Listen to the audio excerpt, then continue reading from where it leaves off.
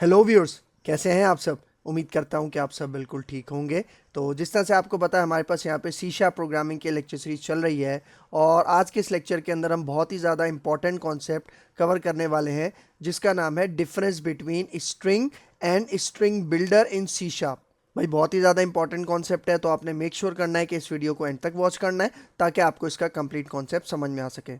तो वीडियो को स्टार्ट करने से पहले एक छोटी सी रिक्वेस्ट कि अगर आप मेरे चैनल पे फर्स्ट टाइम आए हो और अभी तक आपने मेरा चैनल सब्सक्राइब नहीं किया तो चैनल भी सब्सक्राइब कर लो। इसके साथ साथ बेल का आइकन भी प्रेस कर लो, क्योंकि और भी बहुत सारी वीडियोस इस लेक्चर सीरीज के अंदर आने वाली हैं।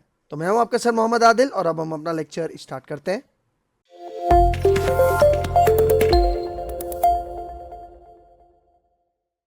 अच्छा, आज हमारे पास टॉपिक है सी# के अंदर difference between string and string builder. ठीक है, देखो बहुत ही ज़्यादा इंपॉर्टेंट कॉन्सेप्ट है। ठीक है, इंटरव्यूज़ के हवाले से। ठीक है, अगर आप जॉब्स के ऊपर जाते हो, ठीक है, तो वहाँ पे इंटरव्यूज़ में स्ट्रिंग और स्ट्रिंग बिल्डर क्या होता है, इसका डिफरेंस ज़रूर पूछा जाता है। ठीक है, पर्सनली अगर मैं अपना एक्सपीरियंस शेयर करूँ तो जब मैंने बहुत सारे रिक्रूटमेंट्स किए हैं, ठीक है, तो उसके अंदर जब हम हायरिंग करते हैं अपने एम्प्लॉयज़ की, ठीक है, तो वहाँ पे हम क्या करते हैं, यहाँ पे ये जो सी# डेवलपर के लिए आते हैं, ठीक है, उनसे हम ये सवाल लाजमी करते हैं कि स्ट्रिंग और स्ट्रिंग बिल्डर के अंदर डिफरेंस क्या है। तो अगर आप इसका जवाब सही देते हो तो आपका एक बहुत अच्छा इम्पैक्ट पड़ता है उस ऑर्गेनाइजेशन पे जहाँ पे आप इंटरव्यू देने के लिए आए हो। तो स्ट्रिंग और स्ट्रिंग बिल्डर का डिफरेंस इस लेक्चर के अंदर हम कवर करते हैं। तो यहाँ पे देखो, सबसे पहले स्ट्रिंग्स को क्या कहा जा रहा है। पहला पॉइंट देखो, स्ट्रिंग्स आर इम्यूटेबल। अब देखो, इम्यूटेबल का क्या मतलब है, अनचेंजेबल। ठीक है, इसका मतलब स्ट्रिंग जब आप एक दफ़ा डिक्लेयर करते हो, मतलब स्ट्रिंग वेरिएबल बनाते हो, तो आप उसके अंदर दोबारा चेंजिंग नहीं कर सकते। इसका मतलब कि एक दफ़ा जो आपने स्ट्रिंग वेरिएबल डिक्लेयर कर दिया, आप उसको दोबारा चेंज नहीं कर सकते, उसकी वैल्यू चेंज नहीं कर सकते। क्योंकि देखो यहाँ पे सेकंड पॉइंट क्या कह रहा है, string can not be changed once created. ठीक है, इसका मतलब एक दफ़ा आपने स्ट्रिंग वेरिएबल जो बना लिया, ठीक है, उसको आप चेंज नहीं कर सकते। इसी चीज़ को हम कहते हैं इम्यूटेबल। ठीक है, लेकिन भाई हम तो स्ट्रिंग वेरिएबल के अंदर चेंजिंग करते हैं ना, और वो तो हो जाती हैं। ठीक है, तो यहाँ पे स्ट्रिंग्स आर इम्यूटेबल का कॉन्सेप्ट क्या है, क्यों यहाँ पे कह रहा है कि एक दफ़ा जब हम स्ट्रिंग वेरिएबल के अंदर वैल्यू दे देते हैं तो उसके अंदर हम दोबारा चेंज नहीं कर सकते, हालांकि चेंज तो हो जाता है। तो इस कॉन्सेप्ट को मैं यहाँ पे आपको समझाता हूँ। ठीक है, देखो अब होता क्या है, जब भी आप एक वेरिएबल डिक्लेयर करते हो, ठीक है, वेरिएबल किस तरह से डिक्लेयर करते हैं हम स्ट्रिंग का, कि यहाँ पे मैंने एक वेरिएबल बनाया है S1 और उसके अंदर स्ट्रिंग वैल्यू क्या स्टोर कर दी है, आदिल। तो होता क्या है, देखो स्ट्रिंग आपके पास रेफरेंस टाइप है।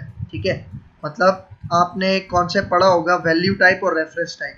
अगर किसी ने ये कॉन्सेप्ट नहीं पढ़ा तो आप हमारी इस प्लेलिस्ट के अंदर से वैल्यू टाइप और रेफरेंस टाइप का कॉन्सेप्ट देख सकते हो। ठीक है, तो स्ट्रिंग क्या होती है, रेफरेंस टाइप होती है। इसका मतलब स्ट्रिंग वेरिएबल जो बनता है वो कहाँ पे बनता है, वो बनता है आपके पास हीप मेमोरी के अंदर।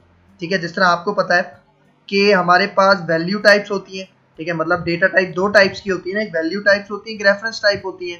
वैल्यू टाइप आपके पास कहाँ पे स्टोर होती है, स्टैक मेमोरी के अंदर स्टोर होती है, और रेफरेंस टाइप आपके पास जितनी भी है वो हीप मेमोरी के अंदर स्टोर होती है। और ये दोनों मेमोरीज कहाँ पे होती हैं, आपकी रेम मेमोरी के अंदर होती है, मतलब रेम के अंदर होती है। ठीक है, तो देखो होता क्या है, जब भी आप एक वेरिएबल बनाते हो स्ट्रिंग का, तो हीप मेमोरी के अंदर क्या होता है, हीप मेमोरी के अंदर आपके पास एक मेमोरी असाइन होती है। ठीक है, उस वेरिएबल को, उस बॉक्स के अंदर, मेमोरी बॉक्स के अंदर वैल्यू स्टोर हो गई हमारे पास आदिल, और उस वेरिएबल का नाम क्या था, S1। और यहाँ पे देखो, जब भी आप कोई भी बॉक्स बनाते हो मेमोरी के अंदर, तो उसका कोई ना कोई एड्रेस असाइन होता है जो कि हेक्साडेसिमल वैल्यू होती है। ठीक है, हेक्साडेसिमल कोड में होता है। ठीक है, मतलब जिस तरह आप एक घर में रहते हो तो आपके घर का कोई एड्रेस होता है, जिस तरह यूनिट नंबर 7। ठीक है, और आगे बहुत सारी चीज़ें आती हैं एड्रेस के अंदर। सेम उसी तरह जब मेमोरी के अंदर आपके पास कोई ब्लॉक बनता है और उसके अंदर कोई भी वैल्यू स्टोर की जाती है, तो उसका नाम होता है और उसकी मेमोरी एड्रेस होता है, जिसको हम मेमोरी रेफरेंस भी कहते हैं। तो यहाँ पे क्या होता है, मैंने क्या बताया, स्ट्रिंग आपके पास इम्यूटेबल है। इसका मतलब स्ट्रिंग के अंदर आप चेंजिंग नहीं कर सकते। तो देखो, अगर मैं चाह रहा हूँ, यहाँ पे देखो, यहाँ पे सेकेंड लाइन में आप देखो, ये जो S1 था, इसके अंदर मैंने एक और कॉन्कैटिनेट कर दिया। ठीक है, मैंने अपनी कास्ट कॉन्कैटिनेट कर दी और मैं चाह रहा हूं कि आदिल अंसारी हो जाए, ठीक है, S1 के अंदर। तो अब यहाँ पे क्या होगा, देखो अब आपको ये लगेगा कि भाई होना क्या चाहिए कि आदिल, ये जो आपके पास बॉक्स है इसके अंदर आदिल अंसारी हो जाए, ठीक है, मतलब इसी बॉक्स के अंदर आदिल के साथ कॉन्कैटिनेट क्या हो जाए, अंसारी कॉन्कैटिनेट हो जाए, ठीक है। लेकिन ऐसा होता नहीं है, क्योंकि देखो जब मैंने यहाँ पे कॉन्कैटिनेट किया, S1 के अंदर पहले क्या स्टोर है, आदिल स्टोर है, उसके अंदर मैंने क्या कॉन्कैटिनेट कर दिया, अंसारी। इसका मतलब अब क्या होगा, देखो अब आपके पास ये होगा कि आपके पास एक दूसरा मेमोरी ब्लॉक बनेगा जिसका कोई दूसरा मेमोरी एड्रेस होगा, ठीक है, और वहां पे आपका ये जो आपने वैल्यू चेंज की थी S1 के अंदर, मॉडिफाई की थी, वो आपके पास एक सेकंड ब्लॉक की शक्ल में आपको हीप मेमोरी के अंदर नजर आएगी, सही है। इसलिए मैं यहाँ पे क्या कह रहा हूँ, स्ट्रिंग्स आर इम्यूटेबल, ठीक है, मतलब आपने एक दफा वैल्यू इसके अंदर असाइन कर दी स्ट्रिंग के अंदर आदिल, लेकिन जैसे आपने मॉडिफाई किया तो मॉडिफाई उस ब्लॉक के अंदर नहीं हुआ, बल्कि एक न्यू ब्लॉक बनाया गया, ठीक है, हीप मेमोरी के अंदर, वहां पे आपके पास ये वैल्यू मॉडिफाई की गई। और जब ये एक न्यू मेमोरी ब्लॉक बनता है तो उसका एक न्यू एड्रेस होता है। तो इसलिए मतलब इसलिए कहा जाता है कि अगर आप वैल्यू चेंज करते हो स्ट्रिंग की तो आपके पास एक दूसरा मेमोरी ब्लॉक बन जाता है हीप मेमोरी के अंदर। मतलब ऐसा नहीं होता कि वो जो डेटा आपने मॉडिफाई किया है वो पुराने वाले मेमोरी ब्लॉक के अंदर हो जाए, नहीं, ऐसा कुछ भी नहीं होता, ठीक है, ये पॉइंट याद रखना। फिर सेम इसी तरह अगर मैंने यहाँ पे उसी S1 के अंदर MCS कॉन्कैटिनेट कर दिया, मतलब अब क्या कॉन्कैटिनेट कर दिया मैंने, MCS, मतलब अब क्या हो जाना चाहिए, आदिल अंसारी MCS, क्योंकि MCS मेरी डिग्री है, ठीक है, जो कि कंप्लीट होने वाली है। तो यहाँ पे देखो अब होगा क्या, अब ये होगा कि आपके पास एक और कॉपी बन जाएगी S1 की, ठीक है, एक और कॉपी बन गई और उसके अंदर क्या स्टोर हो गया, आदिल अंसारी MCS, और उसके अंदर कोई दूसरा एक मेमोरी एड्रेस होगा, ठीक है। मतलब देखो यहाँ पे क्या कह रहा है कि स्ट्रिंग आर इम्यूटेबल, इसका मतलब जब एक दफा आपने स्ट्रिंग के अंदर वैल्यू डिफाइन कर दी, आप उसी ब्लॉक के अंदर उसको मॉडिफाई नहीं कर सकते, चेंज नहीं कर सकते। अगर आप चेंजिंग करोगे, S1 के वेरिएबल में आपने मॉडिफिकेशन की, कुछ अपेंड किया, कुछ कॉन्कैटिनेट किया, तो क्या हुआ, तो आपके पास एक दूसरा मेमोरी ब्लॉक बन गया, दूसरा मेमोरी रेफरेंस बन गया। सेम इसी तरह जब मैंने MCS कॉन्कैटिनेट किया था तो क्या हुआ, आपके पास एक तीसरा कॉपी बन गया, ठीक है। इसका मतलब देखो स्ट्रिंग्स हम कब यूज करते हैं, जब हम अपने एक वेरिएबल के अंदर 3 या 4 मॉडिफिकेशंस अलाउ करना चाह रहे हैं। लेकिन अगर आपको पता है कि भाई S1 के अंदर कंटिन्यूसली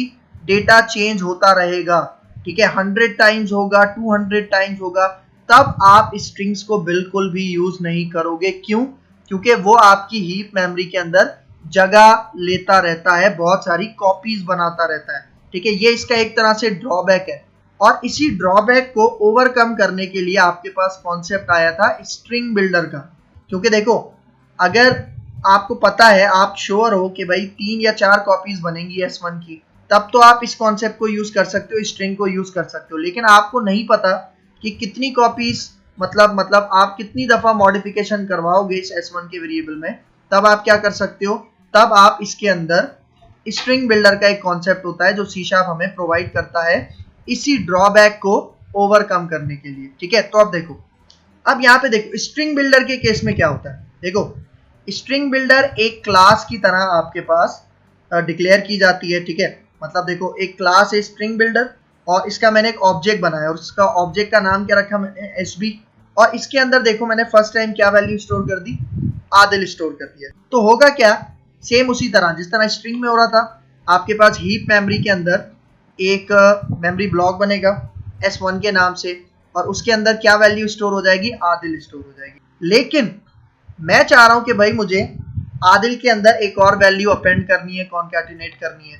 तो इस केस में क्या होगा, मतलब देखो यहाँ पे हम स्ट्रिंग बिल्डर क्लास का एक मेथड है अपेंड, ठीक है, उसके अंदर मैंने क्या डाल दिया, अंसारी। तो इसमें क्या होगा कि आदिल के साथ अंसारी अपेंड हो जाएगा। लेकिन यहाँ पे स्ट्रिंग वाली कहानी नहीं है, क्योंकि यहाँ पे क्या होगा, देखो जैसे ही मैंने अंसारी अपेंड किया तो इसी आदिल वाला जो पहले ब्लॉक बना था, मेमोरी ब्लॉक बना था, उसी के अंदर क्या होगा, अंसारी आपके पास अपेंड हो जाएगा। ठीक है, मतलब मैंने मॉडिफिकेशन की ना इसी एसबी के अंदर, मतलब उसी मेमोरी ब्लॉक के अंदर जिसके अंदर आदिल स्टोर है, और उसी के अंदर फिर मैंने अंसारी को अपेंड करवाया।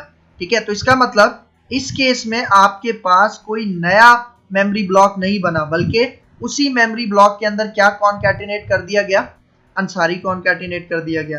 फिर सेम इसी तरह मैंने इसी के अंदर जिसके अंदर आदिल और अंसारी पहले से मौजूद है, उसी के अंदर एक और स्ट्रिंग अपेंड कर दिया, और वो क्या है, एमसीएस।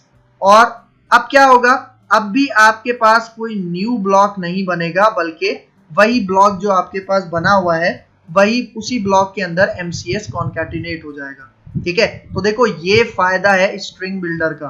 ठीक है, स्ट्रिंग जो हम यूज कर रहे थे वो हमें ड्रॉबैक दे रहा था, स्ट्रिंग बिल्डर ने उसको क्या कर दिया, ओवरकम कर दिया। और स्ट्रिंग बिल्डर क्लास बनाने का जो मकसद था वो भी यही था कि स्ट्रिंग का जो ड्रॉबैक है, ठीक है, उसको ओवरकम करने के लिए हम स्ट्रिंग बिल्डर यूज करते हैं। इसका मतलब भाई देखो अब कॉन्सेप्ट क्या है कि अगर आपको पता है कि मेरा एक स्ट्रिंग है, उसके अंदर मुझे जस्ट 3 से 4 मॉडिफिकेशंस करनी पड़ेगी, तो हम स्ट्रिंग का यूज करेंगे। लेकिन अगर आपको नहीं पता, मतलब अगर आप ये चाह रहे हो कि भाई जो भी मेरा स्ट्रिंग होगा उसके अंदर मुझे मल्टीपल टाइम्स, अनलिमिटेड टाइम मुझे उसके अंदर क्या करनी पड़ेगी, मॉडिफिकेशन करनी पड़ेगी। ठीक है, तो तब आप जाओगे स्ट्रिंग बिल्डर के साथ, मतलब तब आपको स्ट्रिंग बिल्डर प्रेफर किया जाएगा सी शार्प की तरफ से। ठीक है, तब आप स्ट्रिंग यूज नहीं करोगे, क्योंकि स्ट्रिंग आपकी हीप मेमोरी को हैवी कर देगा। ठीक है, ये बात याद रखना। और एक और पॉइंट जो कि मैंने पिछले लेक्चर्स के अंदर डिक्लेयर आपको बताया था, वो ये था कि हीप मेमोरी के अंदर जो डेटा होता है वो रैंडम स्टोर होता है। मतलब आपके पास स्टैक मेमोरी के अंदर एक ऑर्डर में डेटा स्टोर होता है, लेकिन हीप मेमोरी में वो कहीं भी उसको फ्री मेमोरी मिलेगी, वो वहां पे आपके ऑब्जेक्ट्स वगैरह स्टोर कर देगा। ठीक है, तो एक इसका ये पॉइंट है। तो अब देखो मैं इसकी एक आपको प्रैक्टिकल एग्जांपल मैं करवाता हूं, जिससे आपको पता चलेगा कि स्ट्रिंग आपके पास स्लो है। ठीक है, क्योंकि वो कॉपीज बनाता है, और स्ट्रिंग बिल्डर ज्यादा फास्ट है अगर आप स्ट्रिंग के साथ काम कर रहे हो। ठीक है, तो मैं यहाँ पे आता हूँ। ठीक है, यहाँ पे देखो, यहाँ पे मैंने एक प्रोजेक्ट क्रिएट किया है, एक नेम स्पेस क्रिएट किया है, जिसका नाम मैंने क्या रखा है, स्ट्रिंग बिल्डर डेमो। ठीक है, और अब इस नेम स्पेस के अंदर, मतलब इस प्रोजेक्ट के अंदर, मैं आपको स्ट्रिंग और स्ट्रिंग बिल्डर का एक डेमो, मतलब एक डिफरेंस आपको दिखाऊंगा प्रैक्टिकली। तो देखो मैं यहाँ पे एक स्ट्रिंग वेरिएबल बनाता हूँ और इसको मैं कहता हूँ S1। ठीक है, और इसके अंदर मैं स्टोर कर देता हूँ आदिल। इसके अंदर मैंने क्या स्टोर कर दिया, इसके अंदर मैंने स्टोर कर दिया आदिल। और अब मैं यहाँ पे जाके एक लूप चलाता हूँ, फॉर लिखते हैं और 2 दफा टैप टैप करते हैं। और ये जो लूप है ना, ये फॉर एग्जाम्पल मैं कहता हूँ कि भाई मुझे 1,00,000 दफा चलाना है, तो मैं यहाँ पे वैल्यू देता हूँ 1। ठीक है, और 1 के बाद मैं यहाँ पे तकरीबन कितने, 1 2 3 4 5, ठीक है, 5 जीरो लगाया, इसका मतलब 1,00,000 मैंने यहाँ पे दे दिया। इसका मतलब ये जो लूप है ये कब तक चलेगा, ये 1,00,000 टाइम्स चलेगा। और मैं क्या कहता हूँ, अब ये जो S1 है इसके अंदर आप क्या करो, S1 के अंदर आप ये जो I है इसको कॉन्कैटिनेट कर दो। मतलब ये जो S1 है उसके अंदर आप I को क्या कर दो, कॉन्कैटिनेट कर दो। I के अंदर क्या है, 0 है, फर्स्ट टाइम 0 आएगा, फिर 1 2 3 इसी तरह से वो चलता जाएगा। तो मतलब ये 1,00,000 दफा चलेगा। अब इसका मतलब पता है क्या है, इसका मतलब ये है कि स्ट्रिंग की 1,00,000 कॉपीज बनेंगी। मतलब क्योंकि मैं S1 के अंदर क्या करवा रहा हूँ, हर लूप में मैं उसके अंदर एक न्यू वैल्यू भेज रहा हूँ S1 के अंदर। मतलब आदिल के साथ एक पहले मैं 0 कॉन्कैटिनेट कर रहा हूँ, फिर नेक्स्ट टाइम लूप चलेगा, फिर मैं 1 कॉन्कैटिनेट कर रहा हूँ। इस तरह आपके पास ये लूप 1,00,000 दफा चलेगा। तो अब मैं यहाँ पे क्या कहता हूँ, अब मैं यहाँ पे यही काम अगर आपको स्ट्रिंग बिल्डर के थ्रू करके दिखाऊं, तो यहाँ पे हमारे पास एक क्लास होती है स्ट्रिंग बिल्डर। अच्छा एक बात याद रखना कि जो स्ट्रिंग बिल्डर की क्लास है ये कौन से नेम स्पेस पे मौजूद होती है। देखो आपको ये नेम स्पेस हाईलाइट हो रहा होगा, जिसको हम कहते हैं सिस्टम डॉट टेक्स्ट। इस नेम स्पेस के अंदर कौन सी क्लास मौजूद है, स्ट्रिंग बिल्डर की क्लास आपके पास मौजूद है। ठीक है, याद रखना। और देखो ये जो क्लास, ये जो नेम स्पेस है ना सिस्टम डॉट टेक्स्ट, ये जब आप प्रोजेक्ट बनाते हो ना विजुअल स्टूडियो 2015 के अंदर, तो ये पहले से आपके पास यहाँ पे मौजूद होता है। मतलब आपको खुद से ऐड करने की जरूरत नहीं है। तो अब मैं यहाँ पे आता हूँ, मैं इसके ऑब्जेक्ट का नाम रखता हूँ SB, और इसका हम ऑब्जेक्ट उसी तरह बनाएंगे जिस तरह हम सिंपल एक नॉर्मल क्लास का बनाते हैं। ठीक है, और इसके अंदर भी मैं यहाँ पे स्टोर कर देता हूँ, फॉर एग्जाम्पल यहाँ पे मैं स्टोर कर देता हूँ हेलो सही है। और अब मैं यहाँ पे आता हूँ, अब मैं सेम उसी तरह फॉर लूप मैं यहाँ पे बनाता हूँ, ठीक है, और इसको भी मैं कहता हूँ कि ये भी 1,00,000 दफा चलेगा, ठीक है, ठीक है, ये भी 1,00,000 दफा चलेगा। और जब ये चलेगा तो इसके अंदर अपेंड क्या करवा दो, इसके अंदर अपेंड करवा दो आप आए, अपेंड मतलब जोड़ना, ठीक है, कॉन्कैटिनेट करना। तो देखो अब यहाँ पे ये क्या करेगा, ये 1,00,000 कॉपीज बनाएगा, ठीक है, फॉर लूप, क्योंकि ये स्ट्रिंग है। और यहाँ पे क्या होगा, यहाँ पे वो 1,00,000 दफा मॉडिफिकेशन करेगा सेम इसी ऑब्जेक्ट के अंदर, इसी मेमोरी लोकेशन के अंदर जो कि एसबी के लिए बना था, ठीक है। तो अब देखो, अब यहाँ पे आके मैं कह रहा हूँ कि भाई मुझे इसकी टाइमिंग कैलकुलेट करनी है, जिससे मैं ये अंदाजा लगा सकूं कि हमारे पास स्ट्रिंग फास्ट है या स्ट्रिंग बिल्डर फास्ट है, ठीक है। तो उसके लिए मैं यहाँ पे एक नेम स्पेस ऐड करता हूँ जिसको हम कहते हैं सिस्टम डॉट डायग्नोस्टिक्स, ठीक है। और इसके अंदर एक क्लास होती है, ठीक है, जिसको हम कहते हैं स्टॉप वॉच, ठीक है। तो मैं स्टॉप वॉच का एक ऑब्जेक्ट बना रहा हूँ, इसको मैं कहता हूँ SW1, ठीक है। और यहाँ पे आके इसी तरह मैं इसका क्या बना रहा हूँ, ठीक है, एक ऑब्जेक्ट बना लिया। और अब मैं यहाँ पे कहता हूँ SW1 डॉट स्टार्ट, इसका एक स्टार्ट का मेथड है जो इस पॉइंट से स्टार्ट करेगा और जहाँ पे मेरा फॉर लूप एंड हो रहा है, यहाँ पे आके मैं क्या कहता हूँ SW1 डॉट स्टॉप का मेथड कॉल कर लेता हूँ, ठीक है बेटा, सही है। तो देखो ये जो मैंने स्टॉप वॉच बनाई, ये क्या करेगा, ये जो फॉर लूप जितनी दफा चलेगा उसके टाइम पीरियड को काउंट करेगा, और काउंट करेगा आपके पास, और रिजल्ट हमें वो प्रोवाइड करेगा, ठीक है। तो सेम इसी तरह अब मैं यहाँ पे आता हूँ, अब मैं एक स्टॉप वॉच बनाता हूँ किसके लिए, स्ट्रिंग बिल्डर के लिए, ठीक है। और यहाँ पे मैं इसको कहता हूँ SW2, और अब मैं यहाँ पे कहता हूँ कि SW2 स्टार्ट होगी स्ट्रिंग बिल्डर के फॉर लूप से पहले, और ये बंद कहाँ पे होगा, स्ट्रिंग बिल्डर के फॉर लूप के बाहर, ठीक है, मतलब ये स्टॉप हो जाएगा। तो अब देखो, अब मैं यहाँ पे इन दोनों की टाइमिंग्स गेट करता हूँ। तो मैं यहाँ पे CW टैप टैप कहता हूँ, और यहाँ पे मैं कहता हूँ टाइम टेकन बाय स्ट्रिंग, ठीक है, सही है। और यहाँ पे अब मैं कॉमा लगाता हूँ, और कॉमा लगा के यही जो मेरे पास स्टॉप वॉच 1 थी, क्योंकि स्ट्रिंग के लिए मैंने SW1 बनाया था, तो मैं यहाँ पे कहता हूँ कि इसका आप मुझे टाइम बताओ मिली सेकेंड्स के अंदर, कि भाई इसने कितना टाइम लिया, ठीक है। और वो टाइम यहाँ पे आप इस कंसोल डॉट राइट लाइन के अंदर प्रिंट कर दो। फिर सेम इसी तरह मैं इसको कॉपी करता हूँ, यहाँ पेस्ट करते हैं नीचे, और अब मैं कहता हूँ time taken by string builder, और यहाँ पे उसके लिए मैंने बनाया था SW2 का स्टॉप वॉच, ठीक है। और अब अपनी कंसोल विंडो को होल्ड करने के लिए मैं सबसे लास्ट में यहाँ पे क्या देता हूँ, कंसोल डॉट रीड लाइन। अच्छा, एक मिस्टेक कर दी मैंने यहाँ पे कॉमा नहीं लगाना था, मुझे यहाँ पे प्लस लगाना था, ठीक है, क्योंकि मैं कॉन्कैटिनेट कर रहा हूँ, ठीक है। अब यहाँ पे आके रन करते हैं, ठीक है। अच्छा, जब भी रन करेंगे तो एक बात आपने माइंड में रखनी है कि आपके पास फर्स्ट टाइम ये थोड़ा स्लो चलेगा, क्योंकि वो जो स्ट्रिंग है वो 1,00,000 दफा कॉपी बनाएगा, ठीक है, मतलब वो 1,00,000 दफा आइटरेशंस करेगा, ठीक है। तो इसलिए ये फर्स्ट टाइम थोड़ा सा स्लो चलेगा, ठीक है। तो अब बेटा आप यहाँ पे रिजल्ट देखो, देखो टाइम टेकन बाय स्ट्रिंग, मतलब स्ट्रिंग ने कितना टाइम लिया, 35,600। अब एक बात याद रखना, 1 मिली सेकेंड के अंदर, मतलब 1000 millisecond is equal to 1 second. मतलब मैंने यहाँ पे टाइम किस में गेट किया है, मिली सेकेंड में गेट किया ना, तो इसका मतलब 1000 millisecond is equal to 1 second. और यहाँ पे अभी कितने दिखा रहा है, ये 35,000 मिली सेकेंड, ठीक है। इसका मतलब आपके पास 35 सेकेंड्स लिए हैं स्ट्रिंग ने, उस वो जो 1,00,000 दफा फॉर लूप चला था उसको कंप्लीट करने में 35 सेकेंड्स लिए हैं। लेकिन अगर आप time taken by string builder, तो देखो ये कह रहा है 21 मिली सेकेंड, ठीक है। 21 मिली सेकेंड का मतलब कि बहुत ज्यादा फास्ट, क्योंकि देखो मैंने क्या बताया, 1000 मिली सेकेंड मिलके 1 सेकेंड बनाता है, ठीक है। 1000 millisecond is equal to 1 second, लेकिन यहाँ पे देखो 21 मिली सेकेंड, तो देखो कितना ज्यादा फास्ट है आपके पास स्ट्रिंग बिल्डर। क्यों? क्योंकि स्ट्रिंग बिल्डर ने एक ही लोकेशन पे बार बार मॉडिफिकेशन किए, लेकिन स्ट्रिंग ने मॉडिफिकेशन जब हुई है तो उसने अलग अलग कॉपीज बनाई है, ठीक है। क्यों?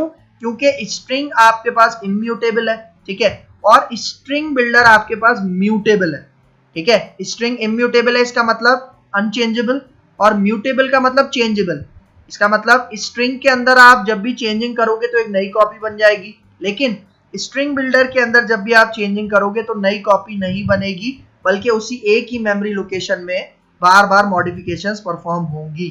ठीक है बेटा, तो ये आपके पास एक मेन डिफरेंस था, ठीक है, किसके दरमियान में, स्ट्रिंग और स्ट्रिंग बिल्डर। ठीक है, तो अब यहाँ पे देखो, यहाँ पे यही कह रहा है to solve this problem C sharp introduce string builder. ठीक है, प्रॉब्लम क्या, वो जो बार बार आपके पास मतलब जो स्ट्रिंग है वो इम्यूटेबल है, तो इस प्रॉब्लम को ओवरकम करने के लिए सी शार्प ने क्या इंट्रोड्यूस किया, स्ट्रिंग बिल्डर का कॉन्सेप्ट इंट्रोड्यूस किया। तो यहाँ पे देखो क्या कह रहा है, string builder is a dynamic object that allows you to expand the number of characters in the string. ठीक है, इसका मतलब आपके पास स्ट्रिंग बिल्डर क्या है, एक डायनेमिक ऑब्जेक्ट है। डायनेमिक मतलब जो रन टाइम पे आपके कैरेक्टर्स को क्या कर सकता है, आपके स्ट्रिंग को क्या कर सकता है, बढ़ा सकता है, एक्सपेंड कर सकता है। उसके अंदर आप जितने भी कैरेक्टर्स डालते जाओ वो स्ट्रिंग बिल्डर उतना ही बड़ा होता जाएगा, एक्सपेंड होता जाएगा। ठीक है, और यहाँ पे देखो सेकेंड पॉइंट में क्या कह रहा है, it doesn't create a new object in the memory